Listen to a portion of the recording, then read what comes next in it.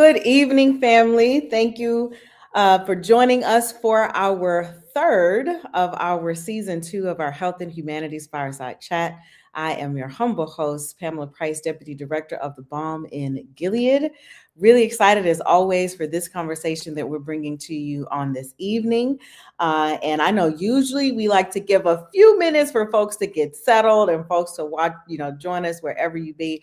But this conversation is so important, and we usually run out of time to try and get to everything. And I'm so excited about our guest that we have tonight. So all of my folks who are running a little bit on CP time, you're going to have to come back and watch us, the recording over on YouTube after tonight, because I really want to go ahead and jump in to tonight's conversation, where we're talking about the future of memory, discussing the innovations in Alzheimer's care and brain health. And we have with us a multifaceted, multi-hyphenate individual who's going to be our subject matter expert. She brings many hats to this conversation, and I'm so excited to have her join us tonight. I semi-stalked her over on social media and Instagram, and so glad that she said yes. So family, if you will please help me welcome Dr. Kalisha Bonds-Johnson. She is a nurse scientist. She's a dementia researcher. She is the founder of KBJ Collective, and I'm going to let her share all more about her. You guys see the credentials, so she is lacking in none of those. And as much as she has those that I see, you guys see all those letters and acronyms, she is truly passionate about this work. She is living out this work and really doing the intentional, culturally competent based work that's needed and so required in this space and landscape of Alzheimer's, dementia, and really just in brain and cognitive health overall. And so if we can all just give a virtual round of applause to Dr. Bonds-Johnson for being with us tonight. So thank you so much. Thank you. You are too kind. No, this is, like I said, she and I met yesterday. We promised that we're going to do our best to behave. We do have questions. I'm going to try and stick to those questions so we can get to everything tonight, and also leave time for you to be able to ask us questions as well. While we are talking, if anything that we say resonates with you or sparks something right there, please don't be shy. Drop us a comment. Let us know where you're joining us from tonight so that you can also be a part of this conversation as well. But we're going to jump right in. And so, as I mentioned, you wear many hats. You bring a lot of different perspectives to this conversation, whether it be the nurse scientist, as a researcher, you're also a dementia care coach, and really just someone who you've been personally impacted. How do all of these different lenses, or how have they shaped the work and the why behind what you do? Yeah, I mean, it's such a great question. I think I tell people often that my work is a love letter to my grandmother, right? She is an older adult. She is 91, y'all. She'll be 92 in August. And so, yes, I am noticing things as she is aging, but I am grateful for her. She raised me from the time I was 2 years old. And I think being raised in that community of older adults, watching them age, watching them grow, hearing their stories, learning from them, influenced me as a clinician. So, I initially thought I was going to work in pediatrics, and I did for a while, and then switched up and started working in geriatrics and working with older adults. And then later got into research because there were these questions that bothered me, these things I was seeing in healthcare and in long-term care facilities like nursing homes that didn't align with what I knew to be true. And like my grandmama would say this, and we would do it this way. And so It was enough to pique my interest to where I was like, wait a minute, let me consider this research thing. So I say it really is a marriage of my clinical experience, my personal experience, really coming to the research. And I think it didn't make me a softer scientist. I think it made me a more informed scientist, because I'm able to ask questions in a way that feels like, I believe my participants would say, honors them, honors their truth, honors their lived experience. I love that, because those of you rather who know the BOM and Gilead, we're so we hammer home so much the importance of research, the importance of asking those questions. And I think you give us that perspective of asking those questions, like you said, from this kind of lived experience and then asking them and then saying, okay, well, what could the solutions be? But did the solutions add up to what we're seeing and what we know to be true by those that we're serving? So I think that's just such a really important point and aspect of that, of all of our whys. And then as we discussed yesterday, we are really in a significant moment, I think, for Alzheimer's from a science perspective, from innovation, whether that be from the new screening tools that we now have available in biomarkers. We have disease modifying to some extent types of new therapies. And so there's a real, movement. We have legislative things in the work to help hopefully increase access to these new testing as well as new therapies. But for someone watching from actually really both inside and outside of the field in the work that you do, what does this moment really feel like? And what are the caveats that kind of are coming alongside the excitement? So as we're really, really excited, but we're not full down on that throttle yet. So can you talk with us a little bit about that? Yes, of course. And I just want to put my own caveat. I had told Pamela earlier, this is bedtime for my son. I have a 3-year-old, so it's very likely.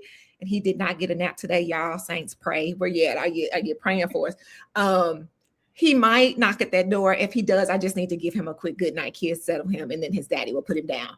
So back to your caveat question. I wear these two hats mainly, this research hat and this clinician hat, right? And so as a researcher, it's like, it feels like Tylenol, and then we're going to have Motrin, and we're going to have all of these new, exciting, I think, medications where they're learning from the first drug to make the next one better, to make the next one better, or at least that's the hope, right? So as a researcher, I see researchers getting really, really excited about where the field is going, because up to this point, we didn't have anything that we considered disease modifying. It was like, here's this pill. We hope it will cause the disease process to sort of plateau and sort of, here come these little feet. I'll be right back. Take your time. This is the reality, right, family, of those of us who are in this work, still doing this work, and then knowing that life still happens in this moment. So this is a very, very real moment. We love little man. I know how it is to hear those pitter patter of little feet. So go ahead. Yes, thank you. So I think, with the previous medications, it was the idea of like, it's not changing anything that's happening in the brain. It's like, these are medications that we hope will slow the disease process. Right. It'll plateau. We know it's going to continue to get worse. But then on the other side is a clinician that sits in front of these families, and they hear things like brain swelling and brain bleeds and get really, really nervous. And then when you look at the data and you say, well, it didn't seem like they really included every population, especially the ones that are most at risk. Right. How accurate is this? And so I guess I hold this tension because, yes, I'm excited about where the field is going. But I just hope we don't leave populations behind, that we don't leave people behind. My fear, honestly, is if we developed a cure tomorrow, would every population be able to receive it? Right. And would it work as effectively, right? Yeah. Like, our communities have seen, like, I remember my grandparents, I remember going home. Every time I would go home, I would sit at the kitchen table. All their medicine was there, right? So I'm looking at everything as I'm coming in, because I'm probably the only one in the family at that time who really knew what these medications were, their purpose and intentions were. And on top of medications that I had questions about the why they were prescribed in the first place. But it was also realizing, why does my grandmother need 3 or 4 antihypertensive medications? Why does my grandfather need two cholesterol reducing medications? And a lot of that hinges upon what you just said, which is, until clinical trial representation more closely matches and aligned the actual end users of any therapy, then our work isn't finished. And we already know that for African American, for minority communities, we are disproportionately impacted in terms of being diagnosed with Alzheimer's and different types of dementia. And it's too late in the progression, oftentimes, of the disease. And so it's almost as if, like, if we know this is the population who could and would benefit most from whatever we develop, we have to make sure that we are including them as we develop. And so I love that you hit on that, because we're going to keep shouting and screaming and yelling that until all of the powers that be, it becomes their battle cry as well.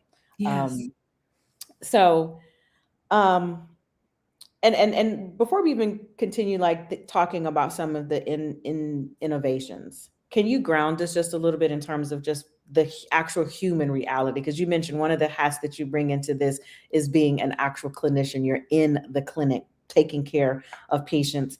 About, just that human reality, for the person living with it, as well as the family, the caregiver around them, and what do most people misunderstand about the disease as it is unfolding? That dementia is just memory loss. Mm. That, it's just a little forgetfulness. And it's so much more than that. It can affect communication and language and processing and all the things that make that person them. Yeah. I think the other thing is we often don't realize that there are so many different types of dementia. And Mm. so part of the reason it's so important to get a diagnosis early is because after a certain point, all of the dementias, they kind of look the same, feel the Yeah. same, act the same. So the earlier the diagnosis, that's when you can differentiate between, is it frontotemporal or frontotemporal dementia? Is it Lewy Yeah. body dementia? Is it vascular dementia? Is it Alzheimer's disease? And I know we're focusing more on Alzheimer's disease because that's where a lot of the innovation is happening. But Yeah. really knowing the type of dementia as Yeah. early as possible, because again, Yeah. even with these medications and treatments, the goal is the earlier you know, the better. Mm-hmm. Yeah. And that again, that like that hopefully level sets us. I know many of you joined us for our Memory Sunday down by the Riverside Town Hall experience. We thank you guys so much for joining us for that as well. And again, it's just a reminder that dementia is this umbrella term, as you mentioned. There are many different types. I know of all the individuals in my family that have experienced it, we've come across all of those: pure Alzheimer's. We've had vascular dementia, and also had several relatives that had Lewy bodies. And so, and like you said, and at some point it just all kind of becomes one big, mesh of how they're experiencing symptoms and things that they're having. But yeah, earlier on, they all looked very different in terms of when we look back of that loved one, and some of that initial changes in their brain and cognitive health. So that's, yeah, I love that you pointed that out to us as well. So now kind of shifting a little bit back to the innovations and what we're seeing. And I know we've been out here on the road, we've been doing health forums, talking about these new innovations, and actually making some or providing access to some of these new blood-based biomarkers. But this testing methodology, which is new, it's something that is being described as somewhat of a breakthrough idea, that we can go to a blood test to really look and detect Alzheimer's, as opposed to, and before we even do that, explain to individuals now, before we had these blood-based biomarkers, how were we, barring the individual actually passing away and waiting for an autopsy, how were we actually even making the diagnosis of Alzheimer's or dementia? So that was the diagnosis. That was the way we made the diagnosis. A lot of what a lot of times was after someone died and then they examined the brain. We do have PET scans and different scans that look at different parts of the brain to be able to determine. I will say that is going beyond my expertise, but these scans are quite expensive. So it's not like going, think about it. Most of us get labs at least once a year when you go see your primary care provider. Right. You're doing your annual wellness visit. If you're an older adult, you're getting your physical if you're not. And so blood tests are pretty common. They're not super expensive. PET scans are pretty expensive. Yeah. Like we're talking thousands of dollars sometimes. Like Right. insurance wasn't covering them until we ended up getting to the point where we need them in order for people to get the newer drugs that are now on the market. And so when you think about the ease with being able to have a blood test confirm pretty well, give us an inkling, a flag that something is going on. Yeah. That is definitely a positive, innovative push forward with science. But we can't do that in isolation, right? Like, we don't, I think I've heard of, community fairs offering these blood tests. But if you're offering a blood test at a community fair, where is the PCP? Where is the person that can read this?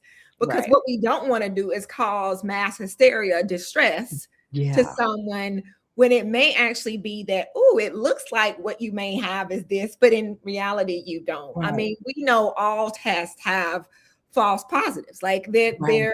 nothing is 100%. And so Yeah. while this is moving forward in the right direction, we just need to make sure that what we're doing Hmm. in the community for our people is thoughtful, and that Yeah. we really do honor how we're Yeah. going about getting these blood tests and having them done. Yeah.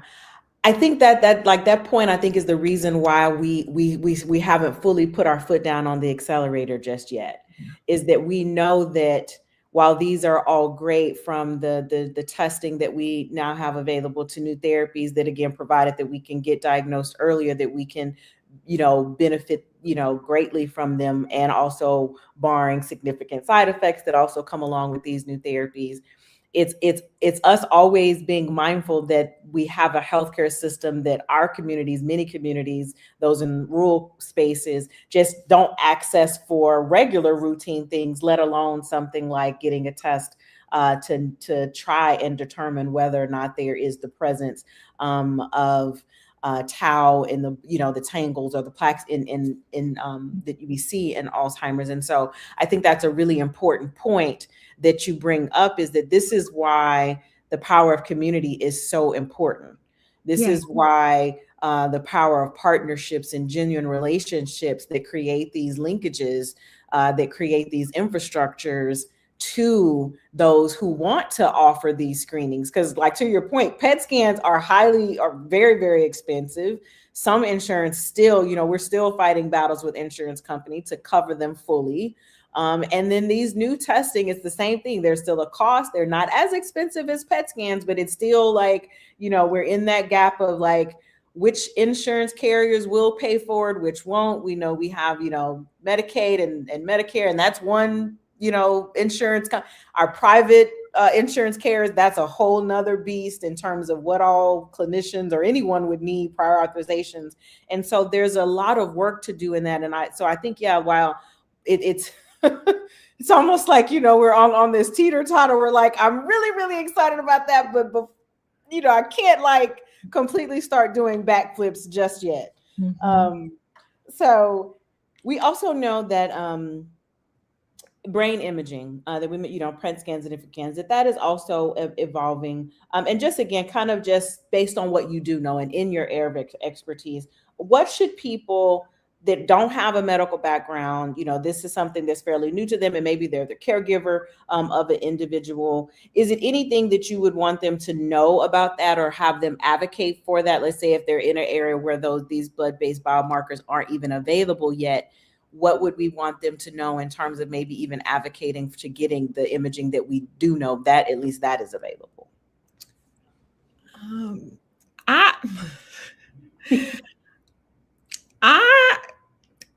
I'm country at heart, y'all. I came from a low socioeconomic status. So the idea of spending thousands on a possible, when we don't necessarily have a healthcare system and healthcare professionals that can guide one through it, I personally don't advise that. Yeah. If you have the resources and the means and you want this additional information, by all means, go forth and be great. Right. But I don't think you have to have the PET scan done at this point. Unless it's available to you. There are some research studies that are doing some different things that have made things more available. But the main thing is that most brain scans rule things out, whereas specialized ones are looking specifically for Alzheimer's type markers. And so earlier, Pamela spoke about plaques and tangles. And I was telling her when we spoke yesterday, I think that was yesterday. Time is weird. Doesn't it? One of the easiest ways that Alzheimer's was described to me years ago is if you think about a railroad track. So your brain is a railroad track, and this sticky plaque gets into the railroad track and it tangles it up. So you have Mm, plaques and tangles, which are the classic hallmark symptoms of Alzheimer's disease. The yeah. other dementias have different Yeah. hallmark symptoms, but those are the main things you're looking for, these plaques and these tangles. And so the idea with these new medications is that they're removing this sticky plaque. Yeah. Thus, we hope there won't be tangles. And Yeah. so that really is the idea. But if you think about the removal of a sticky plaque from Yeah. something that it's been tangled in, there's the potential for bleeding, there's a potential for swelling. Yeah. And so that's where we end up seeing sort of these side effects. And I know Yeah. I'm kind of taking us in another direction, but I think part of that is, again, the PET scan allows you to see plaques, tangles. Oh, it's Alzheimer's Yeah. disease. Yeah. I think that's important. And again, it's the choice, right? Like I think for us, here like at the bomb, and I'm sure even in the work that you do, it's about making sure that the families, the individuals, they have all of the information Yes. and knowing is it truly required, or is it just, hey, look, you need to know that this is a tool that is available. Should you have to consider it now, pay for it now, take all that on. And like you said, and all you may be doing is ruling something out, still hasn't really gotten you to the answer that you're looking for. And so, no, I think that was actually really great and on point, because it really is about the information. It really, really is about equipping folks with everything that you need to make the best informed decision for you, your family, and where you are right now in this journey. Yeah. So, And if I'm and that it's not the physician, the nurse practitioner, the clinician, the provider picking and choosing who they tell what information based on how I show up to said right, appointment. right. That I'm really giving all the information that I have as a clinician to Yeah, all of my patients yeah. thoughtfully. That, Because again, I usually as the primary care provider, you know your patients. There's certain families you can say it this way and it works, and you got to say it a slightly different way. Like if you really are building that rapport and you yeah. want them to be informed, I don't say things to the person living with dementia the same way I say it to their care partner or their family member, but I Yeah. want everyone in the room to know what's happening. Yeah.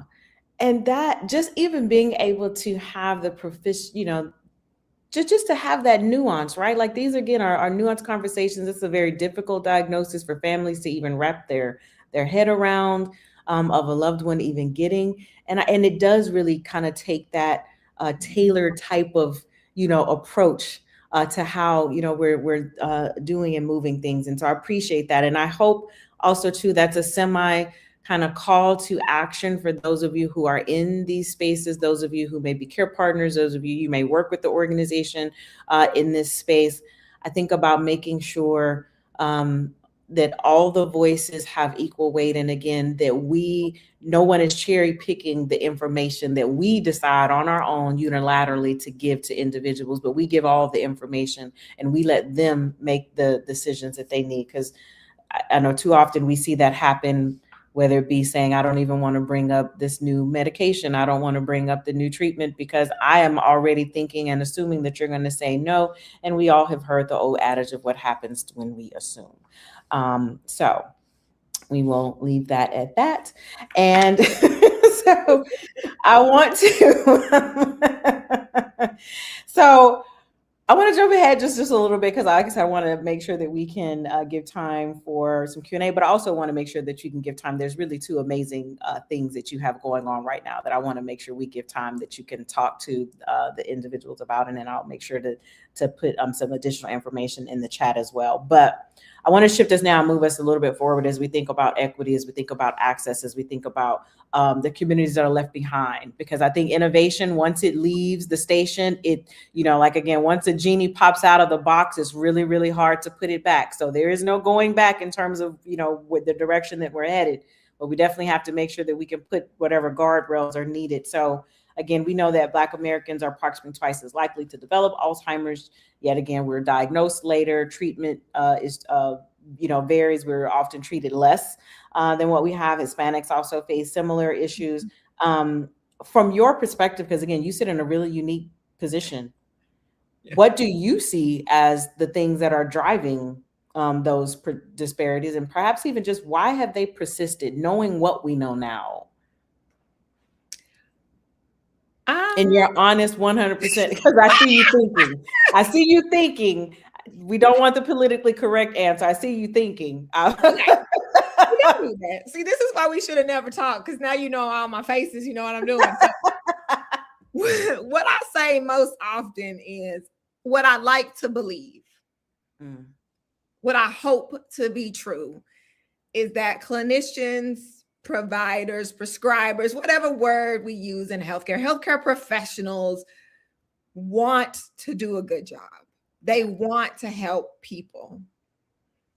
What happens, I believe, is that when we look different, have different lived experiences, we end up fearing that we're going to say something that offends someone. Wow. And so instead of wanting to offend, we say nothing. But in saying nothing, we neglect them. And so I have difficult conversations. Have I been cussed out? Of course I have. Multiple times. But I've learned. I fall on the sword. I apologize. I do better the next time. Like, it's also made me really good at being able to have difficult conversations. And so I think, so that's from the clinician standpoint, right? The other thing is, I do believe these healthcare systems. Think of, institutions don't love us. So there really isn't enough time, access, resources for the healthcare professionals to really be their best selves, right? And so if I'm worn, if I'm tired, if I'm overworked, if I'm drained, then I'm coming to you and I'm not my best self, trying to give you what I don't have. And so again, this is the work I'm doing, and the Alzheimer's Association is funding this work. And so it really is looking at the primary care provider. I feel like they are the absolute gatekeeper to all things when it comes to healthcare. Whether they know they're the gatekeepers or not, I think maybe they know. But there are things. So I did a study on African-American persons living with dementia and their families and how they make healthcare decisions. And so it wasn't one thing. There were individual factors, be it the person living with dementia or the family, because again, y'all convincing an older African-American to have a memory screen, and y'all, same are you praying? Like I said earlier, I just had a conversation with my own grandmama that was like, would you be open to having your memory screened? And she said, isn't it a blessing to not have to need to go to the doctor? And I said, yes. But we have this thing called preventative medicine, which is where you're going because they're trying to determine if there's something wrong. Even my 3-year-old goes for preventative checkups. To which she said, well, not today, but maybe. And I said, well, I'm planting a seed, right? Because if you think about in American culture, those of us, and when I said I'm very intentional, I love the Black diaspora, but if you immigrated to America, it is very different than having enslaved ancestors in America. I think our concepts are different. The way we view the world is different. And so because of that, they weren't always, my grandma's like, the only time I went to a doctor was to have a baby. The only time the doctor came to our home, rather, was when I had a baby. So it isn't ingrained in our grandmothers, our grandfathers, those older generations to even be thinking about something as preventative medicine. So how do we convince them to go? And then, so again, I think there's a lot of layers at the individual level. There's layers at the healthcare relational rapport building between primary care provider and the families that they're seeing. And then there's issues at the systemic level, which is the healthcare system really isn't set up to really meet the needs of everyone. There's so much that you said in that. And I knew after yesterday, I was like, we are just not going to have time, I know, to get to everything. But the beauty thing is, like I said, we're going to make sure that we have you back, family. So y'all are going to definitely get to hear a whole lot more from Dr. Bonds Johnson. Trust me. So we please make sure that you stay tuned and you stay connected. Um, but two things in that, and I think how you hit it in terms of systemic, because sometimes our clinicians get the bad rap, and I agree with you. Having been and worked in clinics and in hospitals, I give providers a benefit of doubt. Most of them who are in this space, they are doing the work just like we are because it means something to them. It's not just punching a clock. It's not just about a paycheck. They really do have a heart for trying to improve the health of people. But again, they are working in a system that works against them. That they give them 15 minutes for a patient, they give them maybe 25 minutes for a brand new a patient. And so when that is happening, like you said, there's just no way they can really be attentive to all of the needs that we know people come in. But I think that's where the advocacy comes in, family. That's where we have to make sure we are championing those providers and those health systems that are doing the right thing. And then in the spaces where we know we still need that extra, this is where, getting into our state houses, getting to your legislators and saying, hey, we need to figure a way to get the folks in the room that typically aren't, and that are those who drive the health system that we have today. That is the payers that we don't talk about. So not our Medicaid, not our government folks. These are the Anthems, the Blue Crosses, the Blue Shields, the United Health. Like, they've got to also be willing to come to the table to say, are we willing to change our structures in terms of how we are making these types of things accessible?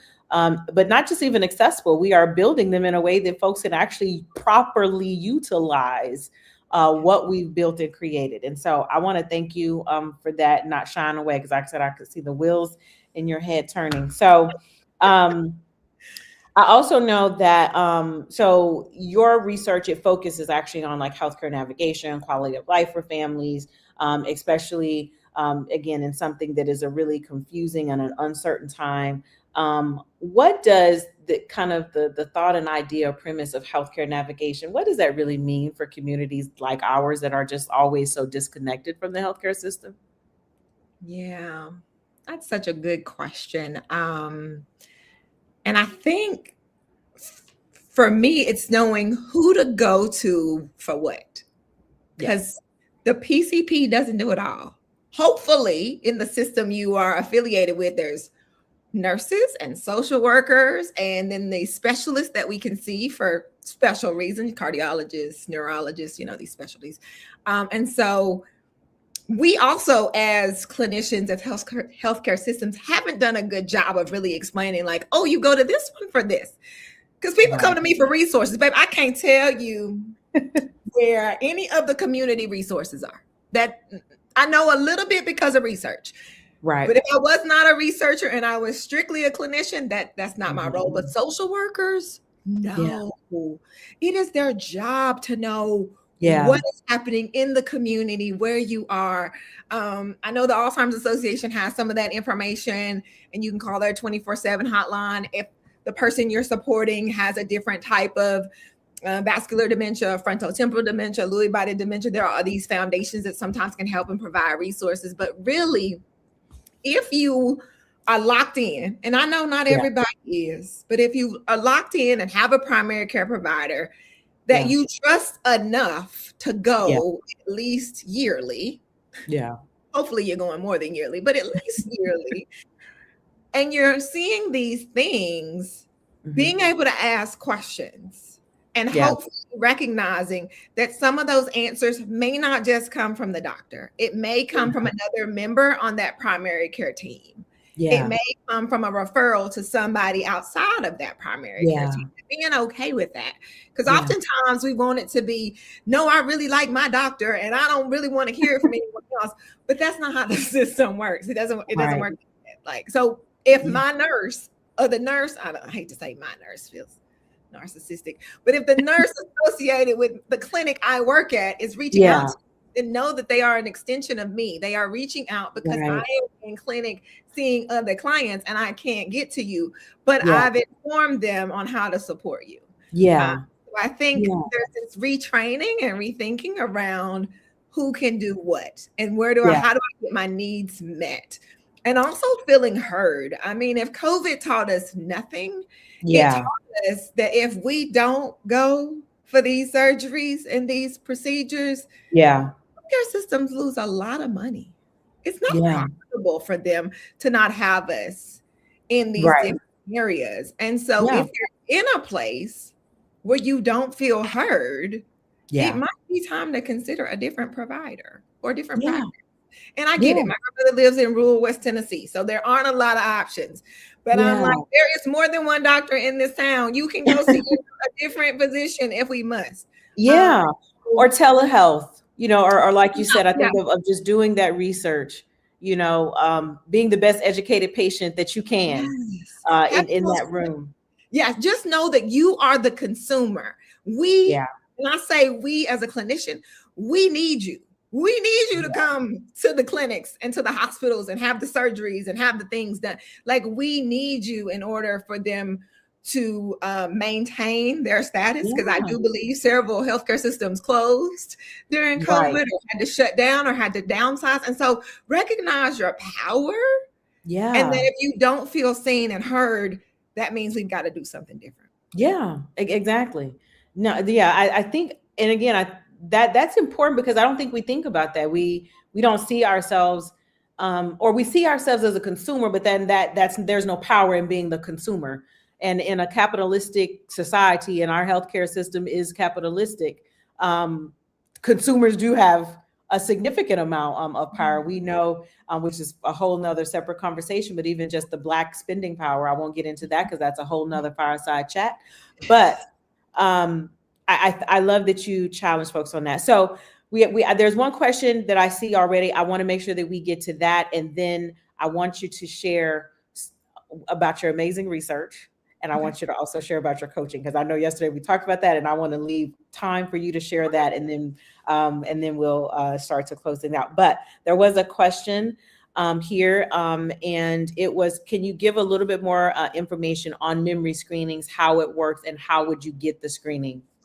And thank you so much for that question. A wonderful question with a lot of layers. And it depends on the willingness of the Yeah. one who needs said screening. So I won't keep using my grandmother, in a less willing participant, Yeah. the first step would probably just to go to their primary care provider and to Mm-hmm. say, hey, we're noticing some differences. We're noticing something's going on with memory. And Yeah. one of the things I like to tell people with a memory screening, especially if they end up, so with the annual wellness visit for individuals 65 years and older, there's supposed to be some sort of a memory screening that Yeah. happens. Even if it's just a couple questions, Yeah. there's something that should happen. The Yeah. neat thing I tell people, and I've even told my own grandmother, which is why I think she's semi on board with potentially having her memory screening, is that we are screening you against you. So getting a screening in June of 2026, and then Yeah. we do another one in June of 2027 is just giving us a pattern to look at to see how we're doing now compared to Yeah. then. So you're Yeah. creating sort of this track record to look at across time, which sometimes I have found makes the person who is getting the memory screening a little more open to it. Yeah. The first thing is that just creating data. We just need to see how you're doing today. We'll compare it to how you're doing next year, and we'll compare it year to year to year. Yeah. If you get that initial screening in the primary care provider's office, or maybe you go to a community health fair and they have some screening set up and you talk to someone, if someone screens in a concerning area, so usually there's a cutoff point, right? Yeah. And there's different screeners. So if you score in the normal range, wonderful, keep doing what you're doing, see your Right. PCP the next time you see them. If you score in the abnormal range or in the range where we're a little concerned, if you're at a community event, they usually refer you to the PCP. If you're already at your PCP, they may often refer you for neuropsychological testing. Mm-hmm. That testing is long. We're talking like Yeah. hours typically, and it usually takes months to get Yeah. in. So I think where I work, it's about an 18-month wait, but I could be wrong. So anywhere from 6 months, I'd say, to 18 months, you're waiting to get in. So just think about how much Yeah. change can happen within that time frame.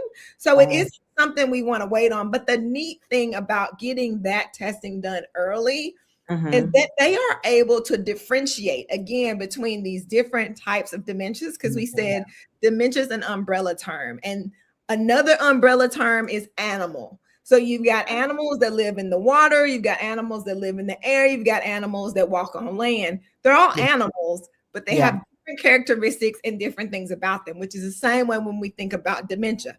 They Yeah. all fall under that same umbrella, but they have different characteristics and different symptoms, Yeah. and they all play a little differently, is how I like to say it. So Yeah.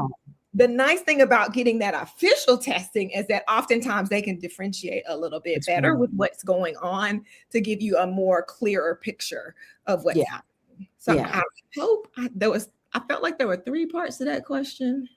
I And think you touched on it was, yeah, like what, yeah. and And I think also the question too, was what the testing is will do, or what's it like. And so there are different questions around, because there's different parts of our memory or our cognition. So some yeah. things are around orientation, like do you know Yeah. what the day of the week is? Do you know what the month is? Some things are around executive functioning, which Function. is the Yeah. ability to do multiple tasks in a row. So take that piece of paper, color it red, fold it in a square, and throw it away. Right.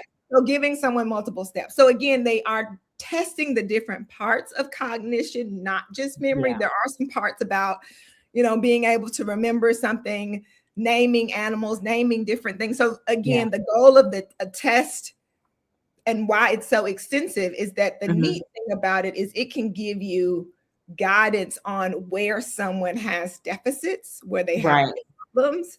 So if, for example, someone is struggling with executive functioning, Mm-hmm. I'm not going to give you 3 steps. I'm going to give you one step, go do the Right. one step, then I'll give you the next step, you do that step. And so it helps you in figuring out how to be supportive of someone as they're Yeah. navigating the changes and challenges. Yeah.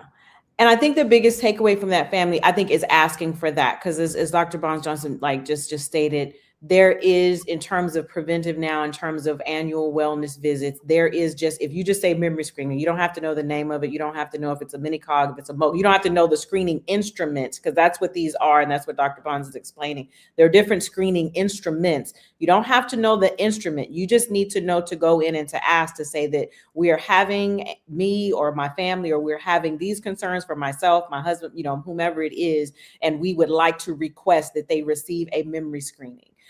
There are some also, if you do a little research, there are also some community partners who will offer, different types of memory cafes or things that they are connected oftentimes to Alzheimer's or dementia research centers that sit in some of our areas, not so much in our rural spaces, but definitely if you live in more urban, suburban, then there's an academic institution there. 9 times out of 10, they have some type of Alzheimer's research and dementia work going on, and memory screenings are often a part of that.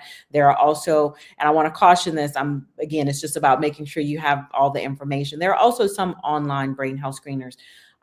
Again, the caveat to those is, like I said, they're not connected to a clinician. They're not connected to someone on the outside. And so it is, again, it's something that you can see to start to show, is this something I should be concerned about? And then if so, I kind of just add that to the list of things that I still ultimately have to go to a healthcare provider. More 9 times out of 10 is going to be your primary healthcare physician, family, and then bring them all that you've done, even if it's something that you did online, because that's going to give you the definitive and most best option to really know what you're dealing with, specific, what type of dementia, if it's dementia at all, may not even be dementia. Menopause causes brain fog that will make you really think, am I having early onset Alzheimer's? Because I feel like I'm forgetting everything, and it's really not that. I thank you for that. So before I go into my long list of announcements, family, I do want to give you an opportunity. I think there are 2 amazing things that you're working on right now that I would really, really love for you just to share with us. And while you do that, I'm going to pop the flyers for those in the chat. So family, please make sure that you take your time, check these flyers, download them, and then pass them along and share them. Yes. So since you talked about flyers, I'm going to start with research. So I would be remiss if I didn't say participate in research if you are inclined to do so. The one thing I always tell people, though, is Google the researcher, right? Like take their name, throw it into Google, and see what pops up. Does it seem like this? Usually, if we're affiliated with an academic institution, it'll take you to like our official page. You'll get to read a little bit about them, look at their pictures, Google them on social media. Do they seem like someone you would like enough to want to engage with their research? Because I'm not saying all research is good. That's not what I'm saying. I'm just saying I am an advocate for research because I have found it to be truly remarkable when done well. But we do have to do our due diligence. The other thing is do not, as people of color, participate in research for free. No, no, no, no. No, there's too many research dollars out there. Do not participate for free. Your experience is worth at least a $25 gift card.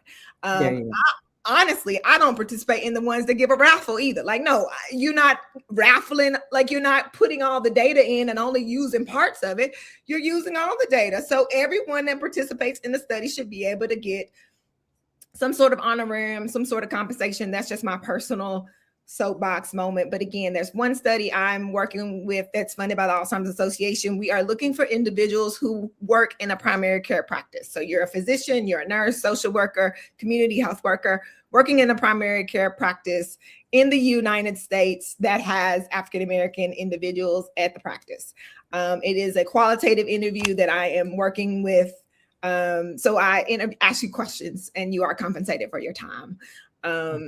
The other study, I am not directly involved, but I am helping with recruitment. It is out of the Benjamin Rose Institute on Aging, which is in Cleveland, Ohio. Again, they are recruiting African-American and Black families who are in those earlier phases of this memory loss, something's going on, cognition is interesting, early dementia, and wanting to get a handle on who does what. Because oftentimes when we're in that phase, when we start needing help, the person living with that memory confusion, cognitive decline wants that family member to do everything. And the family member's like, but I can't do everything. So what becomes the person with cognitive concerns? What becomes the care partners? And what can we outsource to somebody else? And so that really is the essence of that study. And it's been completely sort of redone and adapted specifically for African-American and Black families.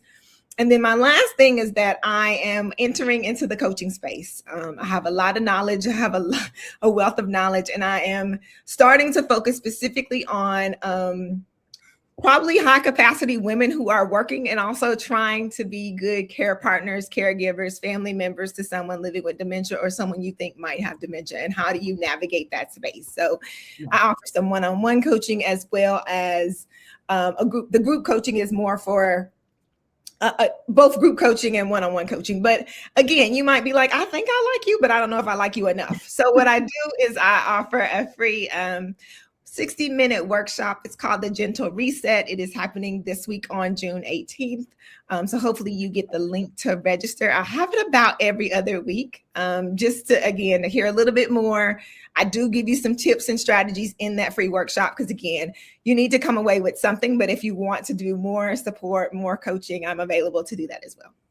Yay. So look, I cannot thank you just enough for your time. I thank you for saying yes. I thank you for not ignoring my DM. For those of you, I did put a link for you to be able to download 2 flyers for this information. If for some reason you guys can't access that link, I'm also putting in here just the Balm and Gilead's info at balmandgilead.org. If you send an email to that and just say, hey, I saw last night's fireside chat, and I want to get those flyers or I want to get more information. If you do that, we will immediately send it to you as well, because we want you to stay connected to Dr. Bonds and the just great work that you're doing. You're an awesome human being.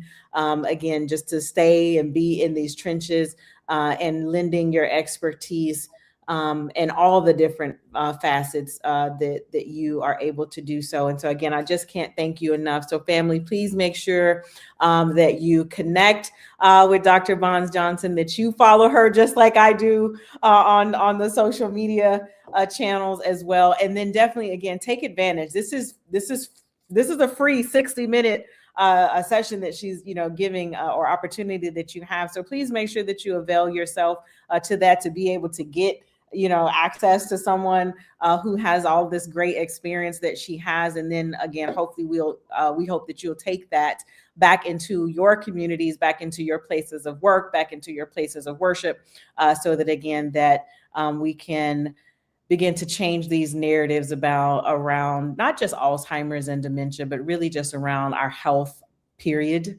And so thank you so much for that. And so family, we're going to definitely let you guys get out of here soon. But a couple quick announcements before we end tonight.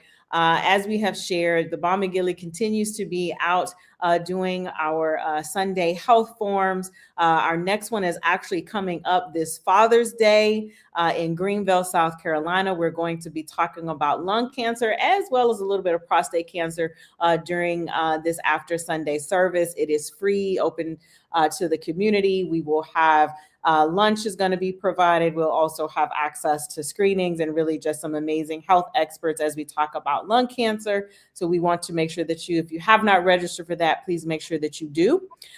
We also have our Roadmap 2026 tour that is going to be making 2 stops this year in Charleston, South Carolina on August the 29th and in Richmond, Virginia, right here in our own backyard on September the 26th. This is also free, family, free.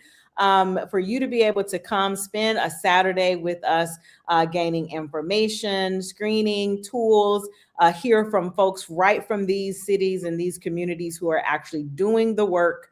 And we want to make sure that you don't miss this. And then, of course, we want to make sure that if you have not already signed up and registered for Healthy Churches, this is our 13th annual Healthy Churches 2030 virtual conference, November 16th through the 18th. Registration is open now.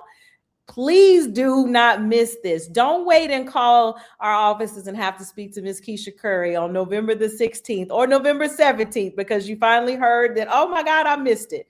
Register now because it is open, and trust me, you don't want to miss it. From workshops to keynotes to cooking demonstrations. We got it all for you across these 3 days. And again, we do this just because we know how much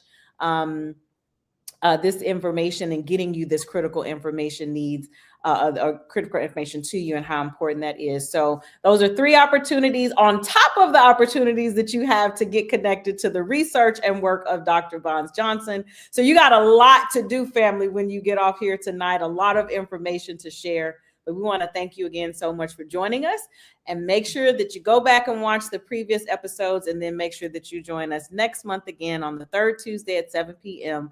for our next Health and Humanity Fireside Chat. Thanks, family. Have a good evening.